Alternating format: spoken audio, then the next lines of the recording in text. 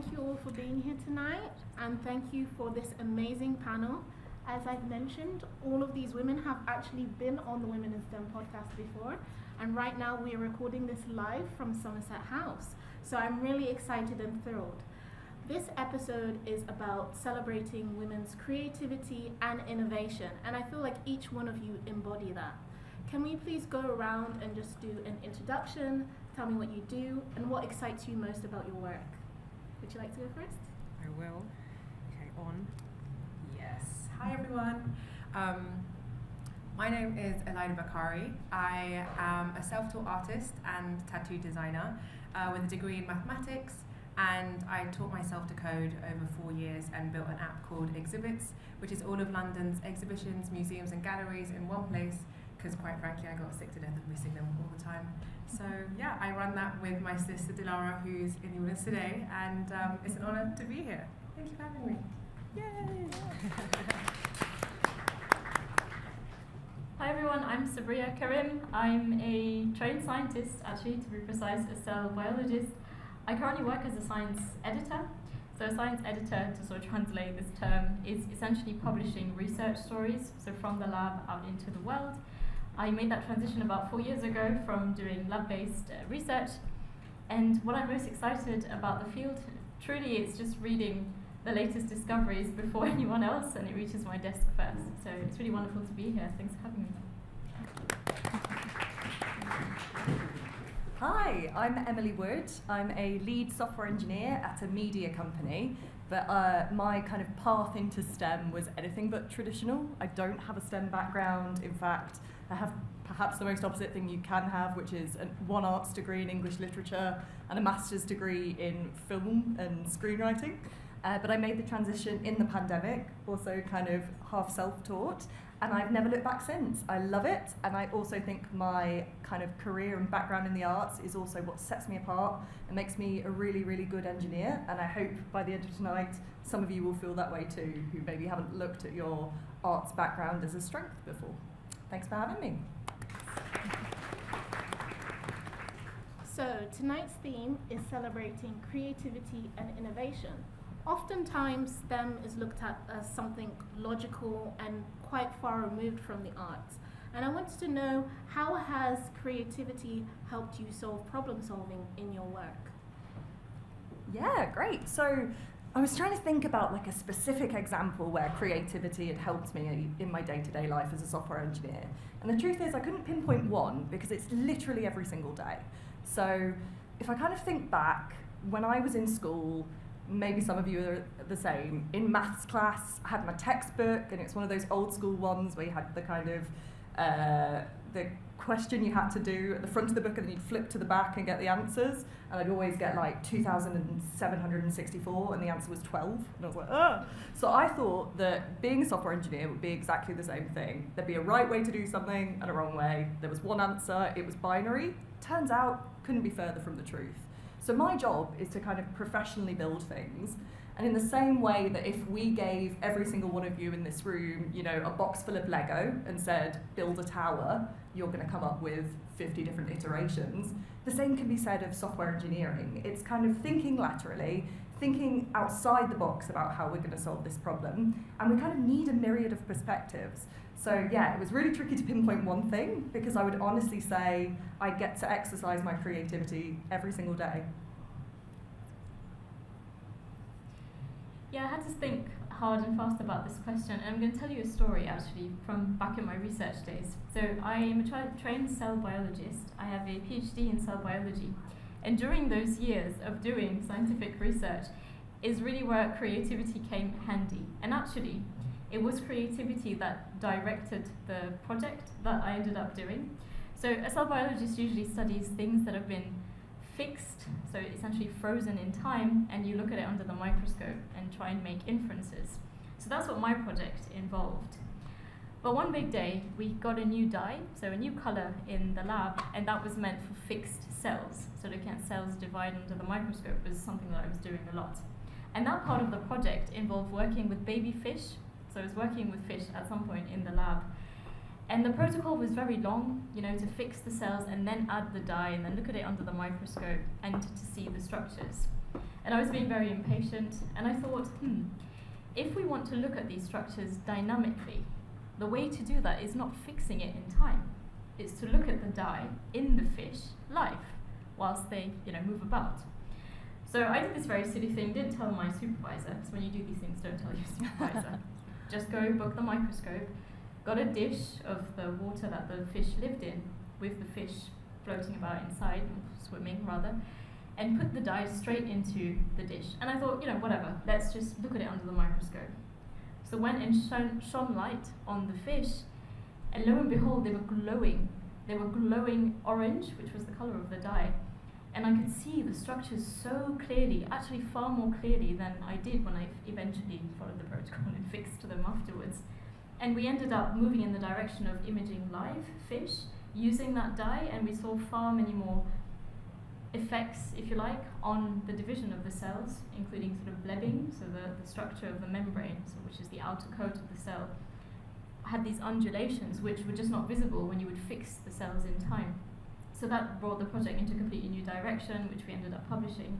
But creativity on a day-to-day level, as Emily is saying, is just so important in your work. So allow yourselves to think outside the box, even if it's a bit off the protocol. Okay, so I was going to say what Emily said, but it might be useful to reiterate it. So, I think one of the things as a software engineer, things are mostly going wrong. That's the truth of it. They never tell you that when you're going into coding, but it's true. I spend 90% of my time debugging what I did.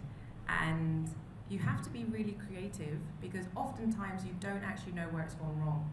So I don't know if anyone remembers from the textbook example, it was like inputs and outputs, and there'd be like a diagram of some kind of a machine. There'd be like a funnel, and then there'd be like a conveyor belt bit, and it was just to signify that you put a number in at one end, and then all these different things happen to it, and it gets spat out the other side. If that machine were to break, where has broken? The funnel? The conveyor belt bit? There are so many different pieces that go together towards making a code do a certain thing. And you have to be really creative in trying to find the bug, track down the bug. Alternatively, once you've found it, okay, fine, this thing, the funnel is broken. How do I fix the funnel? Okay, well, let me try this thing, right? And then you do it and nothing happens. Sometimes you can actually make the problem worse, which is hilarious. And then you say, okay, fine, well, let me try now another thing. And you kind of essentially, you just keep going until you fixed it in a manner that you deem, and so does the team, to be suitable. Like, okay, fine, this isn't sellotape, I guess you probably fixed it properly.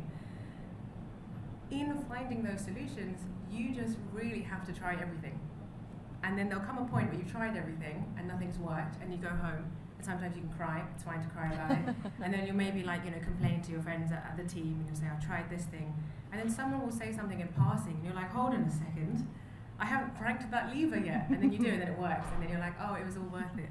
And then you go home and have a cup of tea. So yeah, creativity is really in, I think, your approach towards problem solving, which can be the way you make a cup of tea when the kettle's broken. It can be the code that you write. It can be fixing the wheel on your bike. And I think women, in particular, are really, really creative. I think there are times in the month where you're more creative than others, but on the whole, I think, women really make do with what they've got, and that just makes the best problem solvers. That's why we need women in STEM. Yes. And speaking about creativity, I'm really curious for you to tell us a bit more about your journey as a self-taught coder, how you built the app, whilst also juggling 2 jobs, which is super impressive. I'm sure that took a lot of determination and creativity. So can you tell us a bit more about your app? Yeah, absolutely. So my first job out of uni, I got an admin job at a tech company that was an app, because I wanted to quit that job and move to Spain. So I got a job that I thought they wouldn't be too pissed at me if I left. Turns out though, they were like, oh, you have a maths brain, we should probably use you in some way. So I did their data analysis for a year, and during that time they said, do you want to learn to code?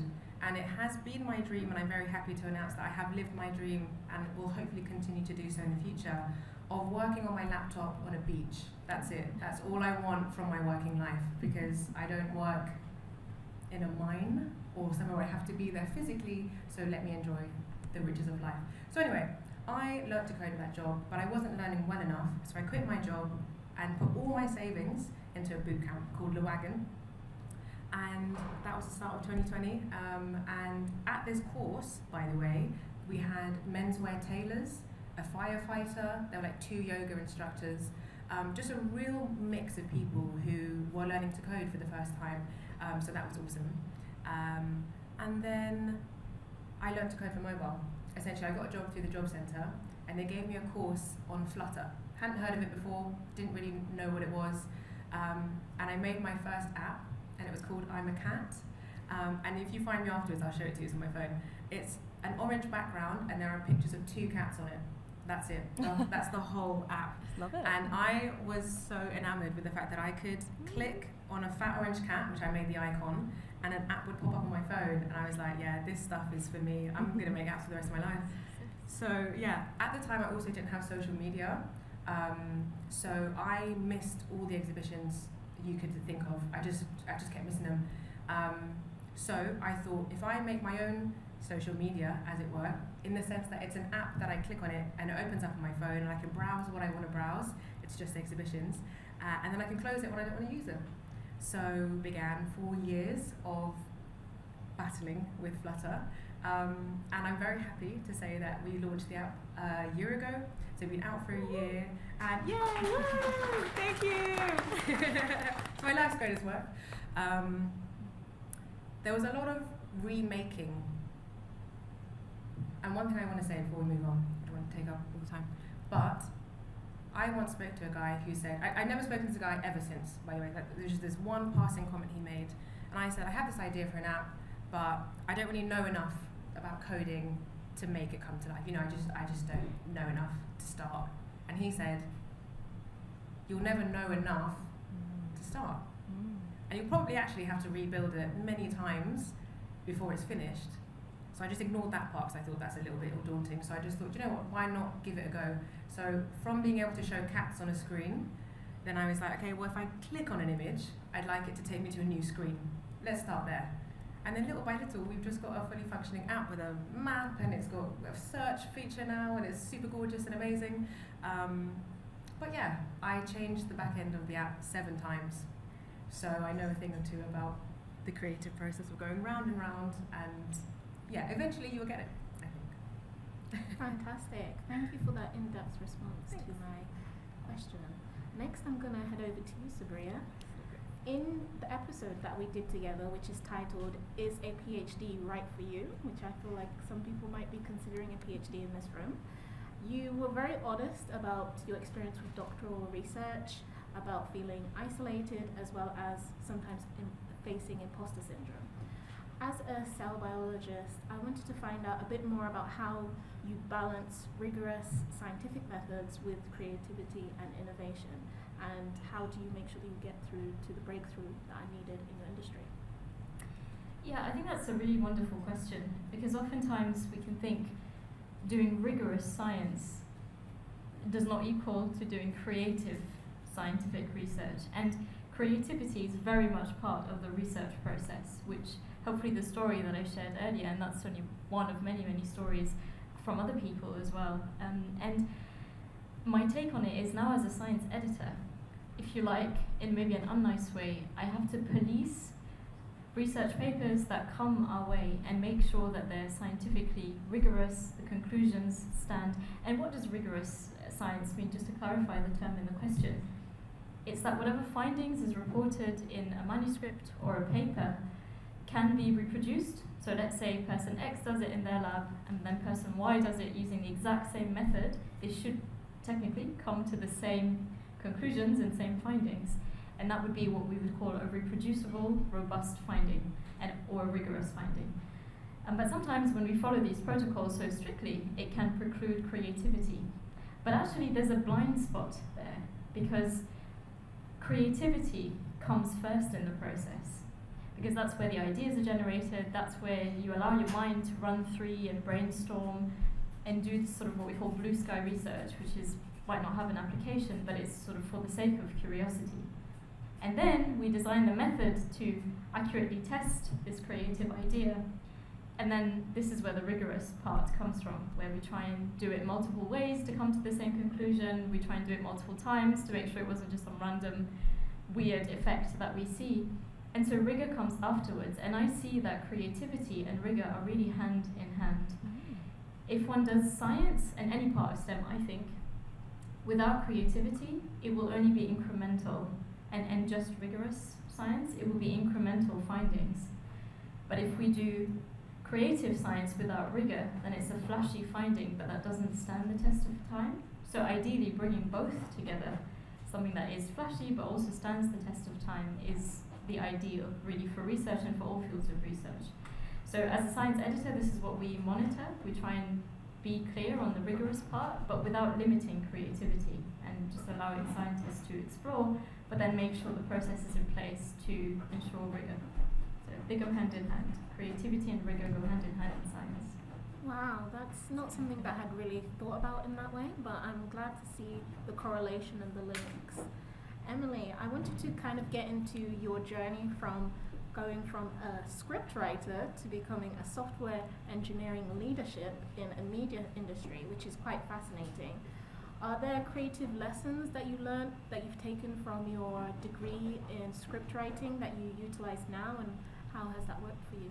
Yeah, absolutely. And it wouldn't sort of at first glance seem apparent that the two have anything in common, right? But they really do. So one of the key facets of screenwriting, the kind of number one lesson they hit you over the head with when you're studying it, is the kind of golden rule is show, don't tell. So you've probably all watched some sort of terrible movie, usually on the Hallmark Channel, not gonna lie, usually around Christmas time, where a character gives this massive exposition dump. In fact, you know, action movies are really bad for it. There'll be your action hero will meet the villain for the big climax of the film, and then instead of the villain enacting their evil plan, they'll monologue at them for like 20 minutes telling them what they're going to do. And you're like, why didn't you just do it? Because it would have been done by now. So this facet, this show, rather than tell the audience, is something that really also kind of translates, oddly, into building software. Because I kind of think whenever I'm building something, if it's an app, if it's a piece of software, if it's an API for other developers to consume, if I've built it in such a way that I have to give them really granular details about how to use it, I haven't built it correctly, right? Like it should be innate from being able to use it.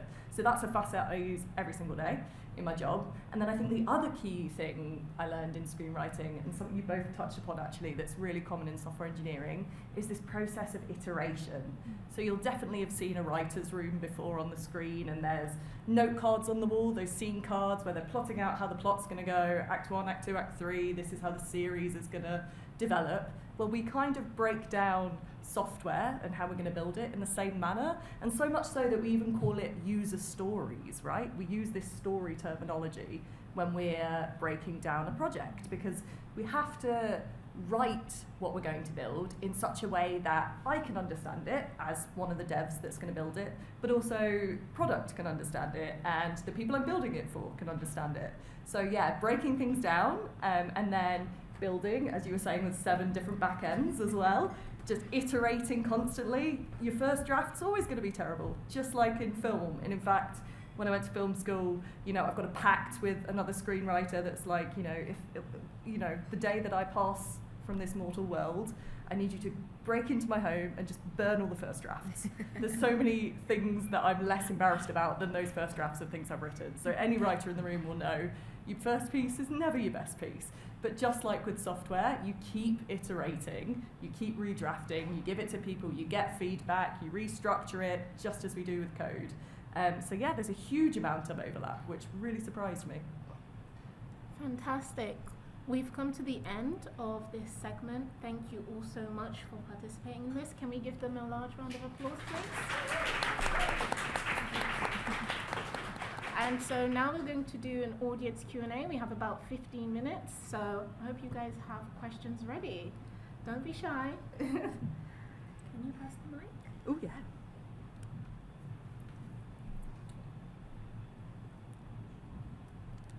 I can see somebody's got a question over there.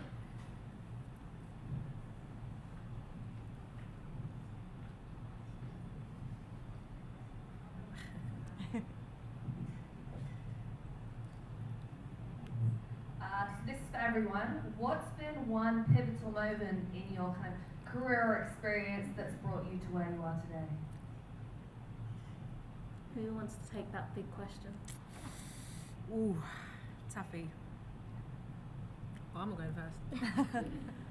Do we need the Wait mic for the back mic or to just work, talking to okay. these? Yeah, can we have the mic back?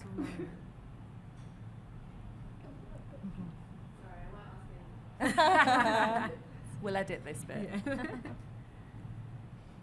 Okay, well, it's in my hand, so I'm a woman of opportunity. I have already touched on it, but I'm going to double down on it, mostly because I absolutely love this app to bits, and I actually love it more than exhibits. It was the first app I ever built, my first draft. Yeah. I'm a cat, and the reason I love this one is because it's so silly. It's just 2 pictures of cats, guys. I'm going to show you afterwards, I promise. But it showed me that I could do it, because prior to this moment, I hadn't built an app before, and I know this app didn't really do anything, but I just loved it so much that I felt inspired to keep trying to make the next one even better.